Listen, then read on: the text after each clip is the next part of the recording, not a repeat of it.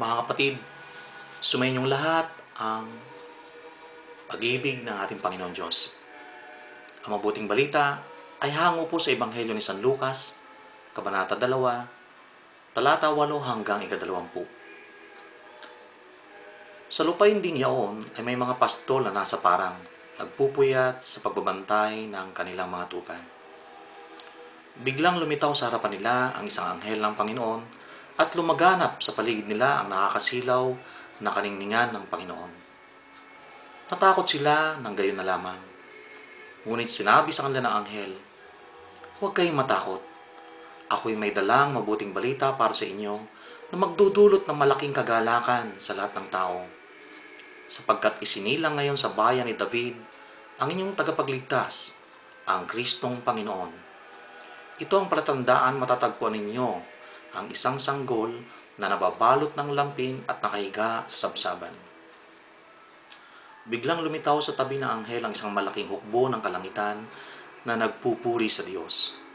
Papuri sa Diyos sa kaitasan, at sa lupa'y kapayapaan sa mga taong kinalulugdan niya.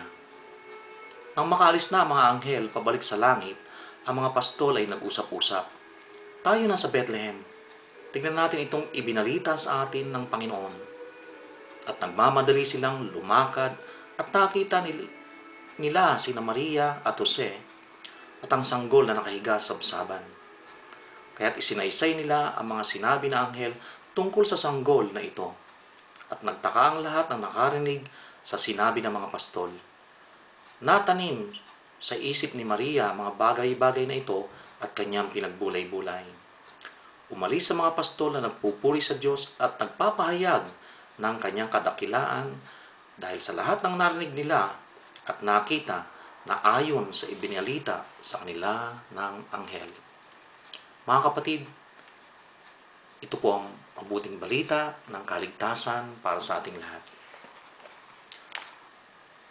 Taos-pusong papurit pasasalamat na lang po sa ating pong may kapal at patuloy po tayong nagkakasalo sa mga makalangit na pagkain. Tunay nga pong kaibuti niya at patuloy tayong pinagpapala. Una po sa lahat, si Brother Joseph ay taos-puso pong buwabati sa inyo ng maligayang Pasko at mapagpalang bagong taon po sa inyong lahat. Tunay nga po, mga kapatid, na sa tuwing nakikita natin ang mga Christmas tree, yung mga regalo, lalo na po yung mga nakikita natin sa mga bahay, lalo na po dyan sa bansa nating Pilipinas, ay tunay nga po na patuloy na nagpapagunita sa atin at ating ginugunita ang araw na ito. At habang tumatagal at habang lumilipas ang panahon, aminin man po natin at kung hindi, ay tunay nga po na nauunawaan natin ang tunay na dahilan o diwa ng Pasko para sa ating lahat. Alam po nating lahat yan, lalo na po sa panahon natin ngayon. Ang Pasko po ay dahil po sa pag-ibig ng Diyos sa atin, ibinigay niya sa atin si Jesucristo. Nagkaroon po tayo ng pag-asa, una sa lahat, kaligtasan sa pamamagitan po ni Jesucristo at ang pag-ibig na ibinibigay niya sa ating lahat at ipinakikita niya sa ating lahat. Kaya nga po, ang tunay na diwa ng Pasko, una sa lahat, ang pagpapasalamat natin sa ating Amang nasa langit. At ibinigay niya sa atin ang kanyang bugtong na anak, na si Jesucristo, na siya na ring nagbibigay sa atin ng pag-asa at buhay na walang hanggan, kaligtasan. Kaya itong Paskong to ay tunay nga po, na sa pagsasama-sama nating muli ng ating sambahayan, ng ating mga mahal sa buhay, ay tunay nga po na ang diwa ng Pasko ay unti-unti niya pong ipinamumulat sa ating lahat na ang Pasko nakaloob sa atin ng Panginoon Diyos sa pamamagitan ng Jesucristo ay ang panahon ng pagmamahalan. At siyempre, sa pagmamahalan, mga mahal kong kapatid, nandiyan po makikita natin yung mga regalo na simbolo po ng pagbibigayan. pagpapalitan na nagmumula sa ating puso. Alam na po natin yun, huwag na po natin isa-isahin. Dahil ang tunay na diwa nga po nito, ibig sabihin yung pagmamahalan, ano po. Kalakip na nga po roon. Hindi naman po natin pwedeng sabihin, mahal kita, mahal ko siya, alam niyo na po, ibig sabihin kung hindi natin lubos na naunawaan, ano po. Kaya ito pong Kapaskuhang ito, sa bawat sambahayan, ay tunay nga po, sa pagdiriwang natin ginagawa at gagawin, ay si Jesucristo ang pangunahing dahilan. At nararapat lamang po na maaninag sa atin ang pong may kapal sa ating mga buong pagkatao, sa ating puso't isipan, na tunay nga po na nakikita ang pagmamahal na kaloob niya at ipinagkakaloob niya sa atin sa pamamagitan ni Jesucristo.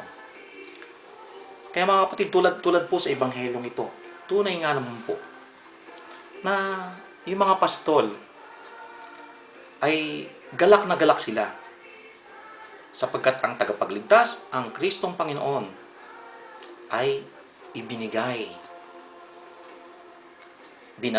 sa kanila mabuting balita na dumating na sa sanlibutan.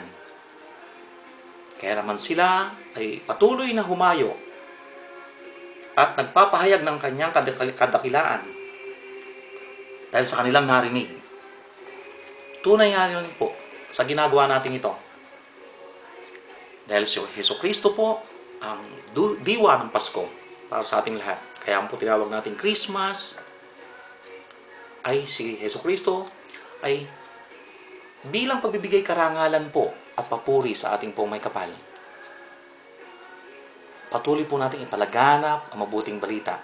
At maraming salamat po sa inyong lahat. Taos-pusong pasasalamat po ni Brother Joseph sa patuloy na pakikiisa at pagiging isa natin sa pagpapalaganap ng mabuting balita. Kaya mga kapatid, saan man po kayo naroon lugar ngayon, sumasa inyo po ang mapagpalang Kapaskuhan.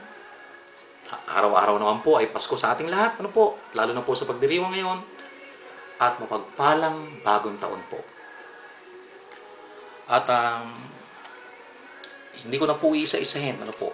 Dahil sa tuwing binabasa ko po ang mga inilalathala ng bawat isa, batid ko po at alam ko ang batid din po ninyo na nagagalak po ang ating pong may kapal. Sa tuwing namamasdan ng mga nilalathala ninyo o inilalathala natin mga salita ng Diyos, nagbibigay parangal at papuri sa Kanya. Kaya patuloy po tayo mga kapatid, patuloy po tayong gumawa. Patuloy po tayong gumawa ng mga bagay na makapagbibigay kaluguran sa pinagmulan ng hiram nating buhay. Kaya mga kapatid, muli si Brother Joseph po ay taos-pusong nagpapasalamat unang sa lahat sa ating pong may kapal. At samot dalangin po ni Brother Joseph, sumayin niyo pong lahat at sa bawat sambahayan ang patnubay ng ating pong may kapal. Muli, taos-pusong pasasalamat po unang sa lahat sa ating amang may gawa ng langit at lupa, kay Jesucristo na patuloy na nangunguna sa bawat akbangin natin sa ating buhay na ito, at sa banal na Espiritu na siyang patnubay natin nagmumula sa Kanya. Purihin ang ating pong may kapal.